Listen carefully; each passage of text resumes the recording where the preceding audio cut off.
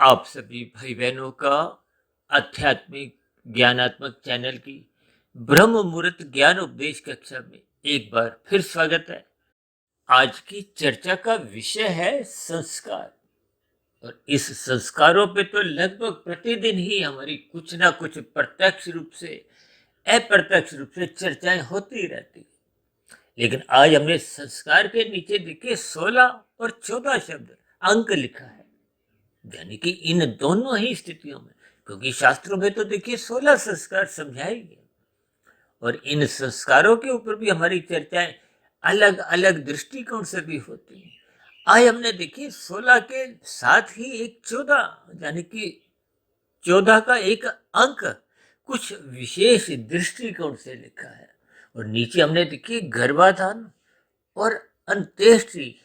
गर्भाधान को प्रथम संस्कार भी कहा जाता है और अंत्येष्टि को एक अंतिम संस्कार भी कहा जाता है। और इन दोनों शब्दों के नीचे हमने देखिए एक विवाह संस्कार शब्द लिखा है। हालांकि संस्कारों की स्थितियां क्योंकि शास्त्रों से संबंध रखती हैं, इसलिए इन सभी स्थितियों को ही सफेद रंग से दर्शाया गया है, यानी कि ये सभी स्थितियां एक शुभ संस्कार से संबंध रखती है। और शुभ संस्कार ही आपकी हमारी एक संपत्ति है। मनुष्य इस संपत्ति को जितना अधिक जुटा सकता है, जितना अधिक अपने जीवन में बचा सकता है, देखिए ये आपके हमारे जीवन की एक दिशा निर्धारित करते हैं। यूं को कि आपका हमारा कारण शरीर बनाते हैं और बना हुआ कारण शरीर ही मृत्यु के बाद की आपकी हमारी जो एक स्थितियां हैं अगले जन्म की, उसका निर्धारण करता है। देखिए हो सकता है इन साधारण बातों की एक समझ एक साधारण मनुष्य को सूक्ष्म स्तर पर ना भी समझ आए, लेकिन इन सभी स्थितियों पर जैसे जैसे हम चिंतन करते रहते हैं। देखिए मैं अक्सर अपनी चर्चाओं में कहता रहता हूँ कि कर्माशय से अधिक महत्वपूर्ण आपके बड़े संस्कार हैं। और इन संस्कारों की स्थिति पर कलयुग में विशेष स्तर पर एक हनन की स्थितियां, एक हरास्य की स्थितियां, एक कमजोरी की स्थितियां दिन प्रतिदिन बनती जा रही हैं। और हम इन सभी स्थितियों के स्वयं ही जिम्मेदार हैं। क्यों? क्योंकि हम ब्रह्म मुहूर्त में उठते नहीं, सत्वगुण का संग नहीं करते। और संग किसका करते हैं? रजोगुण का, तमोगुण का। जबकि ये रजोगुण और तमोगुण ये तो दोनों गुण ही बांधते हैं, बंधनदायक है। शास्त्र बार बार कहते रहते हैं इन दो गुणों को ज्ञान पूर्वक समझ लो, ये आपके हमारे जीवन की अधोगति का एक मूल कारण है। क्योंकि रजोगुण प्रत्यक्ष रूप से भले ही एक बांधता नहीं है, बांधने का अभिप्राय कोई अधोगति नहीं करवाता, लेकिन ये रजोगुण देर सवेर मनुष्य को तमोगुण में गिराता है।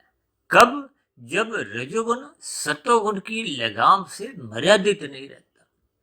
हालांकि हमारी तो देखिए सुबह ब्रह्म मुहूर्त ज्ञान उपदेश कक्षा में, शाम को संध्या बेला ज्ञान कक्षा में प्रत्यक्ष रूप से या अप्रत्यक्ष रूप से परमात्मा द्वारा, भगवान श्री कृष्ण जी द्वारा जो गीता संदेश की मूल स्थिति है, जो अर्जुन को माध्यम बनाते हुए गीता उपदेश, कर्म योग, ज्ञान योग, भक्ति योग की स्थितियां समझाई हैं। अक्सर मनुष्य इनको सुनता भी है लेकिन समझता नहीं है। अगर थोड़ा बहुत समझता भी है तो उनको अपने जीवन में, अपने व्यवहार में, अपने आचरण में उतारता नहीं है। जिसका कारण क्या है? कि आपका हमारा सत्वगुण कमजोर है। देखिए जब तक सत्संग श्रद्धा पूर्वक होता नहीं तो फिर ये शुभ संस्कार बनते ही नहीं। ये जो हमने 3 स्थितियां लिखी हैं, देखिए 16 और 14, हालांकि 14 संस्कारों की तो कहीं कोई चर्चा होती नहीं है, लेकिन आज हमने वीडियो के एक विशेष अर्थों को समझाने के लिए हमने 16 के साथ साथ एक 14 शब्द का एक आशय लिया है, ताकि बात आपके हमारे एक जहन में आ जाए, इसके पीछे का एक रहस्य समझ में आ जाए। क्योंकि ये जो गर्भाधान की स्थिति है और अंत्येष्टि संस्कार की जो स्थिति है, इन दोनों ही स्थितियों में आत्मा का एक स्थिति होती नहीं। देखिए, गर्भाधान संस्कार की स्थिति तो गर्भ धारण करने से पूर्व की स्थिति है। माता पिता द्वारा एक परमात्मा की स्तुति की जाती है कि हम इस गर्भाधान के द्वारा एक सात्विक, हालांकि आत्मा तो देखिए कोई एक राजसी तामसी सात्विक स्थितियों से ऊंची स्थिति, क्योंकि ये तीन गुण तो देखिए माया के हैं और आत्मा तो सबकी ही चेतन स्वरूप है। पहले ही देखिए वृक्ष जोनि में है, कीड़े मकोड़े की जोनि में है, पक्षी में, पशु में, आत्मा सबकी ही समान गुण वाली ज्ञान स्वरूप है। और ये जो हम बार बार कहते रहते हैं, हमारी जी 2300 वीडियो होगी, ये 2300 वीडियो का 23,000 वीडियो भी हो जाए, ज्ञान अपना एक नित्य महत्व रखता है। शास्त्रों में भी देखिए, वेदों का तो मूल ज्ञान है, वेदों से उपनिषदों की मायातीत महापुरुषों द्वारा कुछ स्थितियां समझाई गई और उपनिषदों का ही और सरलीकरण एक विभिन्न प्रकार के पुराणों द्वारा देवी देवताओं को जोड़ा गया है, कथा कहानियों को जोड़ा गया, ताकि किसी तरह बात आपके हमारे यानी कि राजसी मनुष्यों को समझ में आ जाए। क्योंकि देखिए, सतोगुणी मनुष्यों का भी ज्ञान कोई परिपक्व नहीं होता, लेकिन रजोगुण से एक अच्छी स्थिति होती है। राजसी मनुष्य की स्थिति तामसी मनुष्य से अच्छी होती है। और तामसिक विषय तो देखिए एक प्रकृति का निकृष्ट गुण है, इसमें बुराइयां ही बुराइयां होती हैं। और वर्तमान समय तो देखिए कलयुग चल रहा है, कलयुग में तो शास्त्र ही समझाते हैं कि ये तामसी संस्कार रखने वाली जीवात्माएं अधिक जन्म लेती हैं। हालांकि वर्तमान समय तो देखिए एक आरंभिक स्थितियां कलयुग की हैं, क्योंकि कलयुग की तो आयु 4,32,000 वर्ष है और उस 4,32,000 वर्ष में से मात्र अभी 5,126-27 वर्ष ही बीते हैं। शेष कलयुग तो अभी आना बाकी है। इन सभी स्थितियों को हम देखिए ज्ञान पूर्वक सैद्धांतिक रूप से कुछ न कुछ विचार प्रकट करने का एक प्रयास करते हैं। परमात्मा द्वारा जैसे जैसे मुझे एक प्रेरणा मिलती है, गुरुओं का आशीर्वाद जैसे जैसे मुझे प्रेरित करता है, इस ब्रह्म मुहूर्त ज्ञान उपदेश कक्षा में हम एक विशेष स्थितियों पर एक अवलोकन करते हैं, ताकि आपके हमारे जीवन में ये सतोगुण के बाद जब रजोगुण की स्थितियां, संसारी स्थितियां हम सबके जीवन में प्रवेश करती हैं, वो आपका हमारा रजोगुण बिगड़े नहीं। देखिए, ये जो 5 भोग्य विषय हैं, संसारी स्थितियां हैं, गंध, रस, रूप, स्पर्श और शब्द, ये 5 भोग्य विषय ही मनुष्य को जीवन भर नचाती हैं, भगाती हैं, उलझाती हैं। यानी मनुष्य स्वयं ही कठपुतली की तरह इन प्रकृति के 3 गुणों की स्थितियों में, विशेष रूप से देखिए राजसी और तामसी स्थितियों में नाचता रहता है। ये नाच गाना, ये मौज मस्ती की स्थितियां, खेल तमाशे की स्थितियां, ये सभी राजसी स्थितियां हैं। और जब जब रजोगुण सतोगुण की लगाम से एक नियंत्रित नहीं रहता, तो फिर जब रजोगुण ही आज नहीं तो कल, यहाँ आज का अभिप्राय वर्तमान जीवन से है, कल का अभिप्राय अगली जोनी से है। यानी कि ये रजोगुण जब जब बिगड़ता जाता है, तो ये देर से देर मनुष्य को तमोगुण में गिराने लगता है। और तमोगुण में गिरने का अभिप्राय ही क्या है कि मनुष्य से फिर अनगिनत पाप कर्म सहज ही होने आरंभ हो जाते हैं।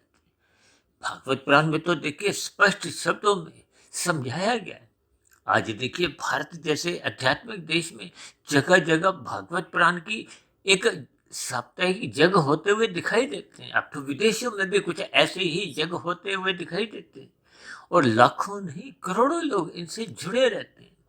लेकिन फिर भी व्यवहारिक जीवन में सैकड़ों मनुष्य भी देखिए आध्यात्मिक मार्ग पर चलते हुए दिखाई नहीं देते। हो सकता है ऐसी बातें आपको हमें सुनने में कुछ परेशान कर देती हैं, लेकिन ये एक कटु सच्चाई है। जब तक हम अपने आध्यात्मिक उन्नति के दरवाजे खोलते नहीं, और ये दरवाजे तभी खुलते हैं जब मनुष्य कर्म योग में, ज्ञान योग में, भक्ति योग की स्थितियों में अपने आप को स्थित करता है। और यदि मनुष्य देखिए रजोगुण में ही नाचता है, तो फिर अभी तो रजोगुण से अगली स्थिति क्या है, सत्वगुण है। और सत्वगुण से फिर आगे की और स्थितियां देखिए, जब तक मनुष्य निष्काम भाव से कर्म नहीं करता, और निष्काम भाव से कर्म तो वही मनुष्य कर पाता है जो अपने जीवन में हर क्षण अपने धर्म का पालन करता है, अपने कर्तव्य कर्म को ईमानदारी से प्रसन्नता पूर्वक निभाता रहता है। आज मनुष्य देखिए, लाल बत्ती जैसे एक छोटी सी स्थिति को भी अपने जीवन में 100% ढाल नहीं पाता। देखिए, कोई लाल बत्ती पे जब रुकता नहीं है तो वो दूसरों की हरी बत्ती में विघ्न उत्पन्न करता है, दूसरों की हरी बत्ती को खाता है।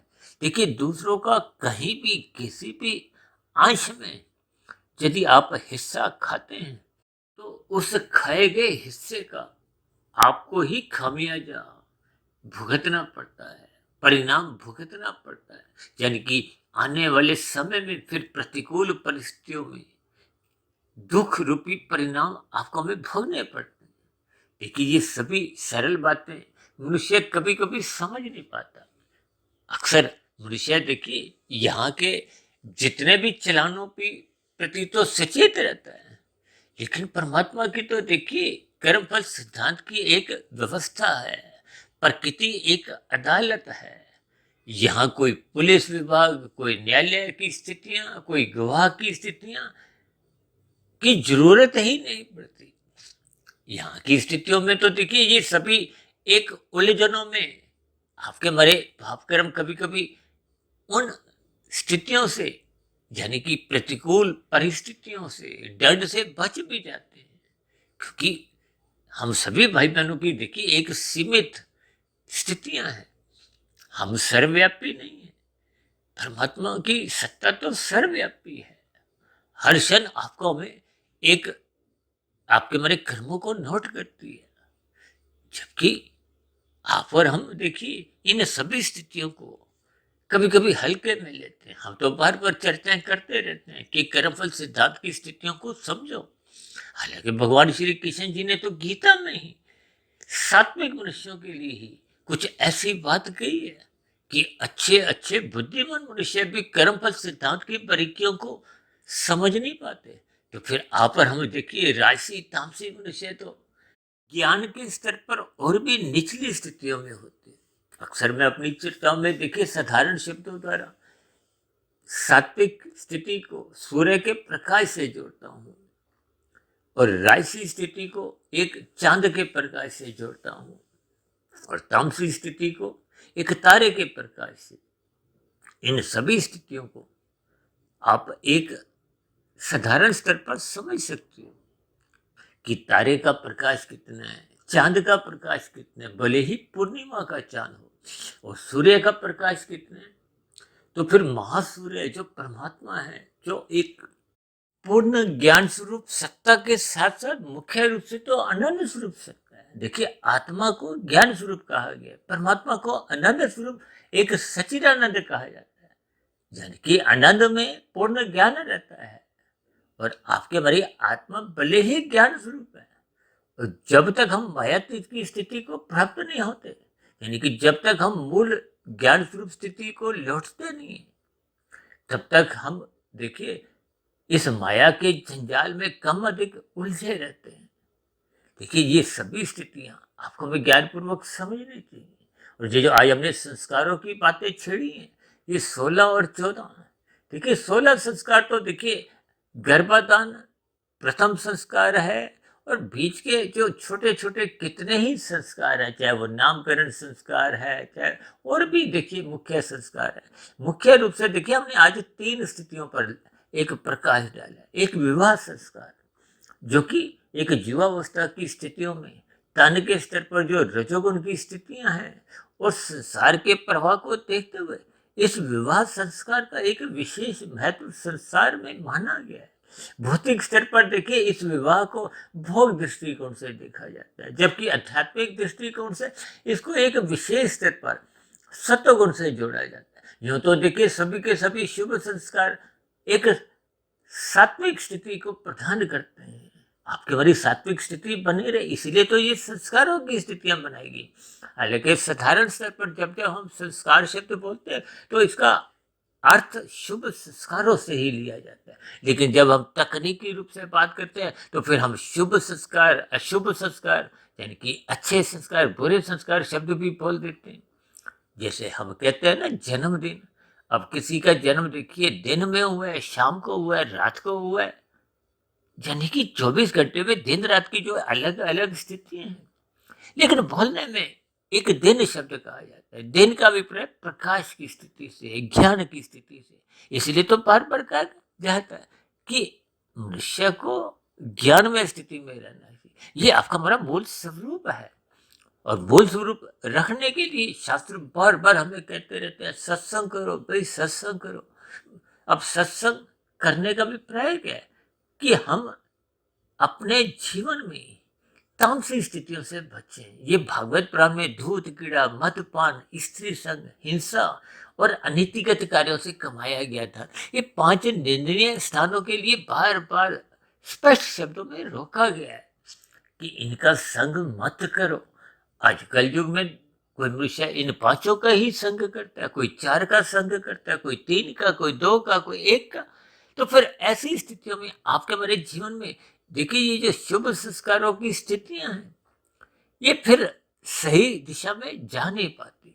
देखिए विवाह संस्कार में भी हम सात्विक स्थितियों को विशेष महत्व देते नहीं। देखिए बैंड बाजे की स्थितियां हो, खेल तमाशे की स्थितियां हो, मौज मस्ती की स्थितियां हो, ये सभी स्थितियां तो हम देखते ही हैं। लेकिन ये जो विवाह से संबंधित जो एक संस्कार हैं, फेरों की जो एक स्थितियां हैं, उन स्थितियों को हम देखिए हल्के में लेते हैं और अधिक महत्व किसको देते हैं? राशि स्थितियों को, तामसिक स्थितियों को। देखिए तामसिक स्थितियों का अभिप्राय एक मादक पदार्थों का आजकल जो एक भोग बढ़ता जा रहा है। देखिए मांसाहार भोजन का सेवन भी आपके हमारे जीवन में बढ़ता जा रहा है। ये मादक पदार्थ जो नशे के पदार्थ है। अब भारत जैसे आध्यात्मिक देश में तो देखिए ये गुटखा खाने वालों की तादाद भी बढ़ती जा रही है। ये सिगरेट पीने वाले, ये नशे के जो पदार्थ हैं, विशेष रूप से देखिए आजकल तो ब्याह शादियों में भी ये शराब का सेवन भी बढ़ता जा रहा है। और आजकल तो देखिए कुछ प्री वेडिंग जैसी स्थितियां भी संसार में, भारत जैसे देश में भी देखने में आती है। और ऐसी स्थितियों में भी देखिए हजारों लाखों करोड़ों रुपया खर्च किया जाता है, और जिस खर्च होने वाली सभी स्थितियां राजसी और तामसी ही गिनी जाती हैं। देखिए ये सभी स्थितियां हमें कहने में भी कोई अच्छी नहीं लगती, लेकिन हमारा तो देखिए आध्यात्मिक ज्ञानात्मक चैनल है। इस आध्यात्मिक ज्ञानात्मक चैनल पर हम प्रतिदिन सुबह ब्रह्म मुहूर्त ज्ञान उपदेश कक्षा में प्रकृति के 3 गुणों की, तमोगुण, रजोगुण और सत्वगुण की स्थितियों पर चर्चा करते हैं। इन 3 गुणों से ही आपके हमारे 3 शरीर, स्थूल शरीर, सूक्ष्म शरीर, कारण शरीर की स्थितियों पर चर्चा करते हैं। आत्मा परमात्मा जो चेतन सत्ता है, आत्मा ज्ञान स्वरूप है, परमात्मा आनंद स्वरूप सत्ता है, जबकि माया तो जड़ है। इन सभी स्थितियों को शास्त्रों के अनुसार सैद्धांतिक कथनों को आधार में रखते हुए ब्रह्म मुहूर्त ज्ञान उपदेश कक्षा में कुछ गंभीर विषय उठाते हैं, जबकि शाम को तो हम संध्या बेला ज्ञान कक्षा में कुछ संसारी विषयों को, राजनीतिक दलों को, सरकारी विभागों को, आपके हमारे व्यवहार में औद्योगिक स्थितियों की, ये दुकानदारी की स्थितियां, नौकरी पेशा वालों की जो व्यवहारिक स्थितियां होती हैं, अपना व्यवसाय चलाने वालों की कुछ अलग व्यवहारिक स्थितियां होती हैं। यानी कि आपके हमारी दिनचर्या से संबंधित जैसे जैसी स्थितियां कुछ मेरे संज्ञान में आती है, उन सभी संज्ञान में आई हुई स्थितियों को ही हम प्रकृति के 3 गुणों में एक जोड़ते हुए उनकी एक तर्क संगत व्याख्या करते हैं, विश्लेषण करते हैं, ताकि प्रकृति के गुणों का ज्ञान विज्ञान आपको में समझ में आ जाए। भगवान श्री कृष्ण जी ने तो बार बार कहा है कि इन 3 गुणों के ज्ञान विज्ञान को विशेष स्तर पर समझो। ये प्रकृति का एक गुणतम ज्ञान विज्ञान है। इसको समझना ही आपके हमारे जीवन की एक सार्थकता है। और यदि मनुष्य इन सभी स्थितियों को ज्ञानपूर्वक समझता नहीं है, आपके हमारे शरीरों में भी तो देखिए स्थूल शरीर का उतना महत्व नहीं है जितना सूक्ष्म शरीर का महत्व है। सूक्ष्म शरीर से भी अधिक महत्व आपके हमारे कारण शरीर है, क्योंकि स्थूल शरीर के स्तर पर तो देखिए हम कानूनों का भी पालन करते हैं, शास्त्रों द्वारा भी जो जो हम कर्म करते हैं, कर्माशय तो स्थूल शरीर के स्तर पर ही बनता है। और उसी से संबंधित ही संस्कार बनते हैं। और आज तो हम संस्कारों की स्थितियों पर ही चर्चा कर रहे हैं। इन सभी स्थितियों पर आपको में विशेष एक गहन चिंतन करना होता है। देखिए, हम तो प्रतिदिन ही इन वीडियो में क्रमबद्ध तरीके से बात की चर्चा पर आगे बढ़ते जाते हैं, लेकिन कभी कभी इन 3 गुणों का ज्ञान जो मूलभूत रूप से नहीं रखते, तो कभी कभी उनको बात समझ नहीं आती। इसलिए मैं आप भाई बहनों से बार बार अनुरोध भी करता रहता हूँ कि गीता का 13वां और 14वां अध्याय साधारण स्तर पर अवश्य ही पढ़ना चाहिए, ताकि प्रकृति के इन 3 गुणों की स्थितियों का बोध हो। देखिए, तमोगुण को पदार्थों से जोड़ा जाता है, निषेध कर्मों से भी जोड़ा जाता है, बुराई से भी जोड़ा जाता है, अंधविश्वास से भी जोड़ा जाता है, अज्ञानता से भी जोड़ा जाता है, नींद से भी जोड़ा जाता है। यूं तो देखिए, तकनीकी रूप से देखिए, इन गुणों का अपना अपना महत्व है, बुराई नहीं, लेकिन फिर भी शास्त्र भर भर कहते हैं तमोगुण की निंदा करो। यह निंदा का अभिप्राय देखिए, शब्दों की स्थितियां अलग हैं, अर्थों की स्थितियां अलग हैं, भावार्थों की स्थितियां अलग हैं, और हम तो विशेष बल भावार्थों पे देते हैं। देखिए, भावार्थ का अभिप्राय क्या है? जिस समय विशेष पे जब हम स्पष्टीकरण दे रहे हैं, उस स्थिति विशेष में शब्द तो वही रहते हैं, अर्थ भी लगभग वही रहते हैं, लेकिन भावार्थ किन्हीं किन्हीं परिस्थितियों में उसके बदल जाते हैं। उन सभी स्थितियों पर वही मनुष्य गहरे तल पर सफल हो पाता है, जो इन ज्ञान की कड़ियों को ब्रह्म मुहूर्त में एक सूक्ष्म स्तर पर चिंतन करता है, मनन करता है। और मैं तो यहां तक कहता हूं, जो मनुष्य इन पर गहन चिंतन करता है, शोध करता है, शास्त्रों में तो ऐसा भी मेरे पढ़ने में आया कि धर्म की मूल स्थितियों को वही समझ पाता है जो शोध करता है।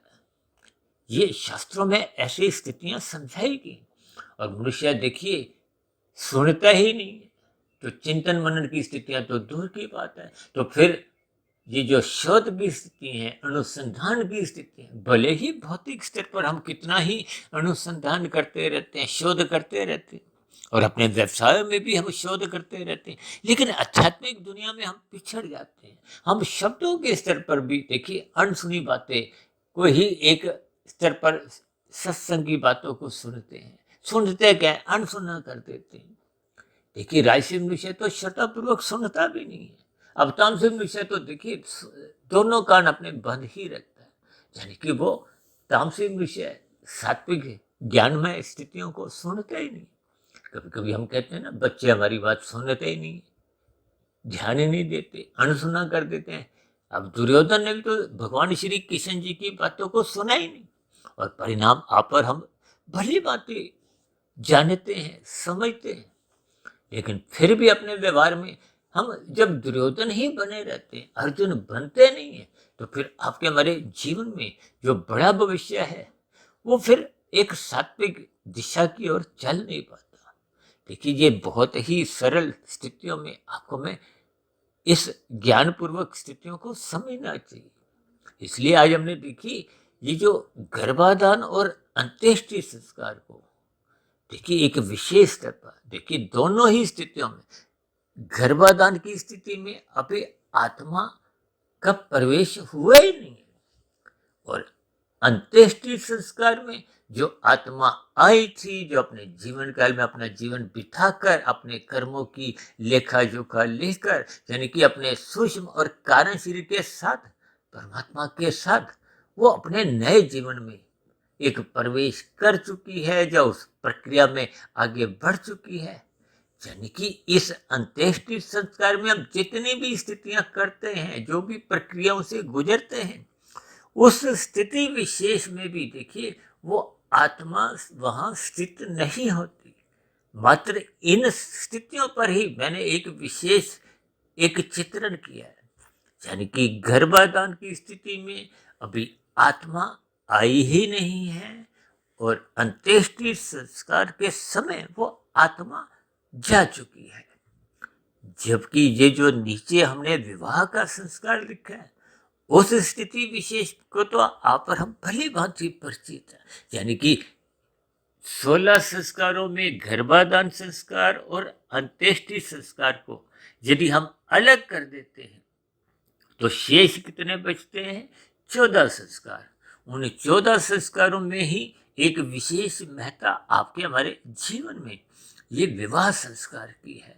और विवाह संस्कार में जितनी जितनी सात्विक स्थितियां मजबूत होंगी, तो ये विवाह की स्थितियां आपके हमारे जीवन में मरते दम तक एक सात्विक रूप में मजबूत बनी रहती है।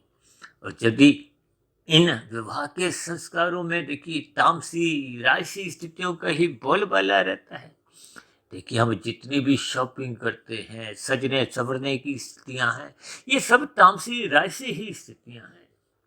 देखिए केवल फेरों की स्थितियों को ही आप सात्विक स्थितियों से छोड़ सकते हो, या और भी कुछ ऐसे ही सात्विक जो रीति रिवाजों द्वारा जब हम परमात्मा से जुड़ते हैं, गुरुओं से जुड़ते हैं, शास्त्रों के अनुसार अपने जीवन को एक व्यवस्थित रखते हैं, केवल उन स्थितियों विशेष को ही हम एक सात्विक स्थिति से जोड़ सकते हैं। देखिए ये सभी स्थितियां मैं शास्त्रों की सिद्धांतिक बातों के आधार पर एक काल्पनिक स्थिति का आधार लेते हुए एक तर्क संगत विश्लेषण कर रहा हूं। इन सभी स्थितियों पर आप और हम जितना गहन तल पर चिंतन करेंगे, शोध करेंगे, तो आपको अपने मिले हुए जीवन में जहां जहां एक तामसी स्थितियां हैं, राजसी स्थितियां हैं, इसलिए तो बार बार शास्त्र कहते हैं तमोगुण की तो निंदा करो। ये निंदा का अभिप्राय बुराई से है, निषेध कर्मों से है। देखिए वेदों में तो स्पष्ट शब्दों में कहा गया, विधि विधान द्वारा केवल विहित कर्म करो। ये विहित कर्म करने का अभिप्राय राजसी स्थितियों से, इसलिए तो कहते हैं रजोगुणी मनुष्य को कर्म कांड ज्ञान पूर्वक करते रहने चाहिए। आजकल मनुष्य देखिए कर्म कांड करता हुआ दिखाई तो देता है, लेकिन वो लोभ से भय से करते हैं, जिसके फलस्वरूप वो ज्ञान में स्थितियां बन नहीं पाती। हम सत्वगुण में भले ही कुछ अंश में पहुंच भी जाते हैं, लेकिन वहां फिर रुकते नहीं है, और बिना रुके तो सात्विक बातें समझ नहीं आती। देखिए जब हम सत्संग की बातों को सुनते नहीं, अब ऐसे कितने मनुष्य हैं जो इस वीडियो को ऑन करते हैं, 4 लाइनें पहले सुनी, 4 लाइनें बीच की, 4 लाइनें अंत की, और बात खत्म कर दी। तो फिर आरंभ से अंत तक जब तक हम सुनते नहीं, तो मूल रहस्य, बात, निचोड़, संदेश आपको में समझ नहीं आता। देखिए ये मैं बात इसलिए नहीं कह रहा कि आप केवल आध्यात्मिक ज्ञानात्मक चैनल सुधीर भाटिया फकीर की ही ये जो 2300 की 2300 वीडियो आप सुनो आरंभ से अंत तक। आप किसी की भी वीडियो सुनो, चाहे आप मेरे इस आध्यात्मिक ज्ञानात्मक चैनल सुधीर भाटिया फकीर को सब्सक्राइब करो तो अच्छी बात, नहीं भी सब्सक्राइब करो तो कोई बुरी बात नहीं है। लेकिन आपको हमने देखिए परमात्मा को सब्सक्राइब करना है, परमात्मा से जुड़ना है, और परमात्मा से जुड़ने के लिए ये शुभ संस्कार बनाने अति आवश्यक है। ये शुभ संस्कार बनाने के लिए श्रद्धा पूर्वक सत्संग करना अति आवश्यक है। फिर ब्रह्म मुहूर्त में उठना अति आवश्यक है। रात को मौनात्मक स्थितियों से बचना अति आवश्यक है। देखिए जैसे डॉक्टर आपको में किसी रोग का इलाज करने के लिए दवाई देता है और साथ में परहेज भी कहता है, ठीक इसी तरह राशि मनुष्य को अपना सत्वगुण बढ़ाना है और तमोगुण से बचाव करना है, परहेज करना है। देखिए शब्दों के अर्थ आप जैसे जैसे समझते जाओगे तो फिर ज्ञान की कड़ियां जुड़ती जाएंगी। जब ज्ञान की कड़ियां जुड़ती जाएंगी तो फिर आपका हमारा मिला हुआ जीवन सफल होने लगेगा, सार्थक स्थिति को पहुंचने लगेगा। अभी कुछ दिन पहले ही हमने देखी एक ब्रह्म मुहूर्त ज्ञान उपदेश कक्षा में एक वीडियो प्रसारित की थी, वो भी सफलता और सार्थकता की दृष्टिकोण से। अब देखिए सफलता के लिए तो आप और हम कितना संघर्ष करते हैं, भौतिक जगत में ही 20, 22, 25 वर्ष पढ़ने भी लगाते हैं, धन भी लगाते हैं, समय भी लगाते हैं, किस लिए? संसार पाने के लिए, भोगने के लिए। कि आपका हमारा मिला हुआ जीवन तो देखिए आध्यात्मिक उन्नति करने के लिए मिले। देखिए भौतिक ज्ञान की कोई निंदा नहीं, लेकिन सफेद दृष्टिकोण से इन सभी स्थितियों को हमने महत्व क्या देना है, क्योंकि मनुष्य जो नहीं आपको हमें मिला हुआ परमात्मा का एक वरदान है, उपहार है। उस उपहार का आपको हमें लाभ लेना है, यानी कि मिले हुए जीवन के अवसर का लाभ उठाना है। और जब मनुष्य अवसर का लाभ नहीं उठाता, देखिए खेल जगत में आपको हमें जब अवसर मिलते हैं, उन अवसरों का जब हम लाभ उठाते हैं तभी हम मैच जीतते हैं। और जीवन रूपी मैच जो आपका हमारा चल रहा है, देखिए मृत्यु से पूर्व हम सभी इस जीवन रूपी मैच में खिलाड़ी हैं, खेल रहे हैं। और यदि इस खेल में हम मिले हुए अवसर का लाभ नहीं उठाते तो फिर आपके हमारी जो जीवन की जो एक आध्यात्मिक उन्नति के दरवाजे हैं वो खुल नहीं पाते, वो बंद ही रहते हैं। और इन बंद दरवाजों में कभी कभी फिर आपका हमारे धर्म की स्थितियाँ, सत्वगुण जब कमजोर हो जाता है तो फिर ये रजोगुण नाचने लगता है। नाचने का अभिप्राय क्या है कि जब अर्थ और काम बिगड़ने लगते हैं। देखिए जब बिगड़े हुए अर्थ और काम ही ये देर सबेर मनुष्य से पाप कर्म करवाते जाते हैं। इसलिए तो कहते हैं धर्म की चार दीवारी, ये सत्वगुण को, ये शुभ संस्कारों को इतना मजबूत बनाओ, इतना मजबूत बनाओ कि ये अर्थ और काम, ये इन सात्विक स्थितियों की अवहेलना नहीं कर सके। इसलिए हम कहते हैं कि ये अर्थ और काम, ये धर्म की चार दीवारी को कूद ना पाए, लांद ना सके, तोड़ ना सके। किन्हीं भी शब्दों में इनके आप अर्थ समझ सकते हो। यानी कि आज हमने जो एक संस्कारों की स्थितियों को 16 और 14 इसी दृष्टिकोण से ही दर्शाया है, ताकि इन सभी स्थितियों पर हम चिंतन करें, विचार करें। जहाँ जहाँ आपकी हमारी कमजोरी है, छिद्र हैं, देखिए ये रजोगुण तो छोटा छिद्र है और ये तमोगुण तो बहुत बड़ा छिद्र है। ये आपके हमारे ज्ञान को खा जाता है, कमजोर कर देता है, बाहर निकाल देता है। अक्सर मैं कहता हूँ ना, तामसी मनुष्य तो दोनों कान बंद रखता है, सत्संग की बातें सुनता ही नहीं। राजसी मनुष्य एक कान से सुनता है, कुछ समय तक रखता है और कुछ समय बाद उस पर क्योंकि वो चिंतन नहीं करता, क्योंकि श्रद्धा पूर्वक सत्संग किया नहीं था, तो फिर वो दूसरे कान से निकल जाता है। यानी कि उसके व्यवहार में कोई सात्विक परिवर्तन आ नहीं पाता।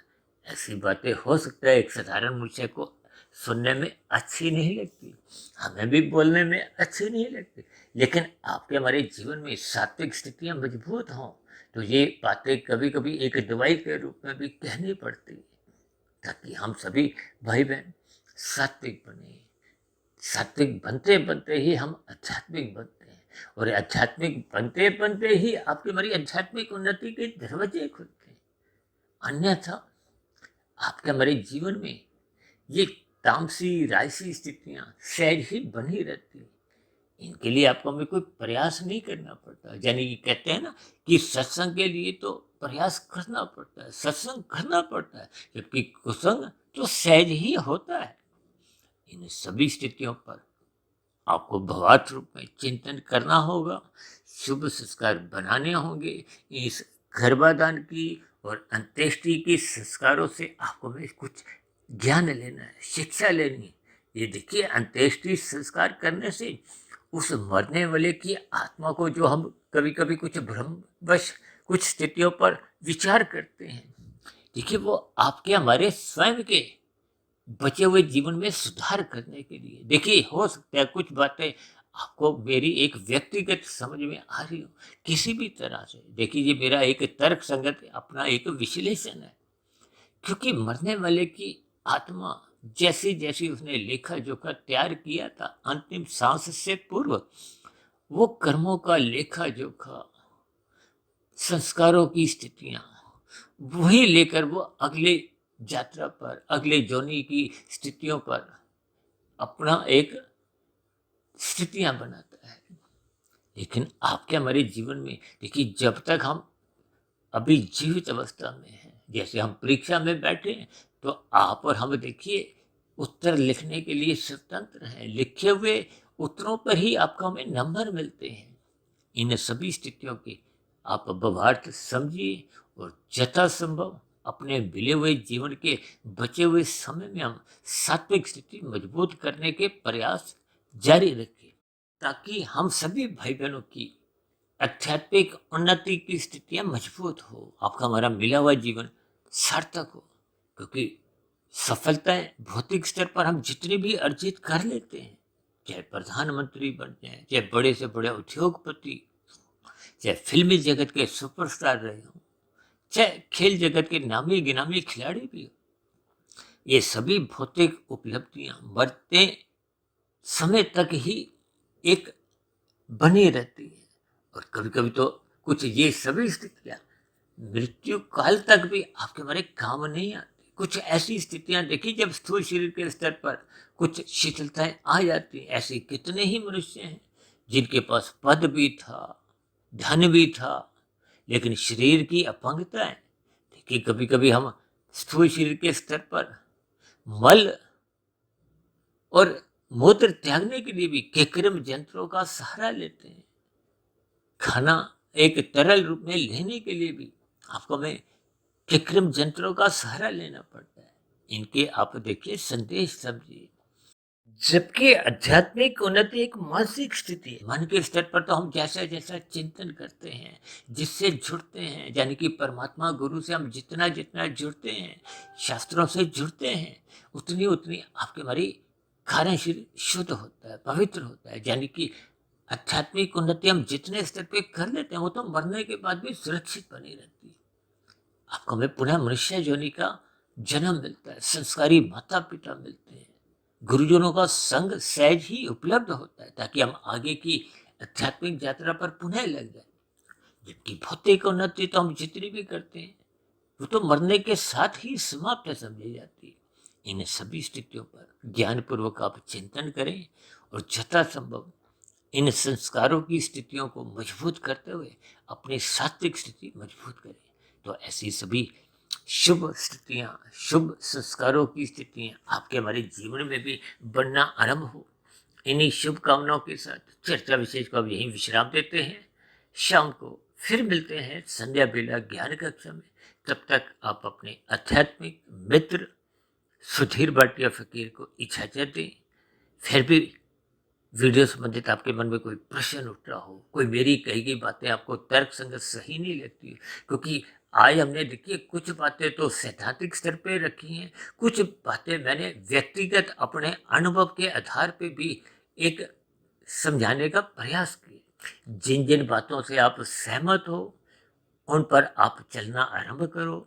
जिन बातों से आप सहमति नहीं रखते हो या आपके मन में कोई प्रश्न हो तो उन बातों को आप छोड़ते हुए आप शास्त्रों की बातों को, यानी कि कुल मिलाकर श्रद्धापूर्वक सत्संग आप और हम सब करते रहें, ब्रह्म मुहूर्त में उठते रहें, ताकि आपका हमारा रजोगुण बिगड़े नहीं, तमोगुण में हम गिरे नहीं। क्योंकि शास्त्र तो बार बार कहते हैं रजोगुण की उपेक्षा करो, तमोगुण की निंदा करो, लेकिन सतोगुण की सदा ही प्रशंसा करो। बस इस सूत्र को भी यदि हम अपने जीवन में अंतिम क्षण तक बनाए रखते हैं तो निश्चित रूप से आपके हमारी आध्यात्मिक उन्नति के दरवाजे क्रम से खुलने लगते हैं। तो इन्हीं शब्दों के साथ आप चर्चा विशेष को यहीं विश्राम देते हैं। फिर भी आपके प्रश्नों का, सुझावों का और शिकायतों का नीचे दिए गए कमेंट्स बॉक्स पर सदा ही स्वागत है। चर्चा विशेष को ध्यानपूर्वक सुनने के लिए आप सभी भाई बहनों का बहुत बहुत धन्यवाद।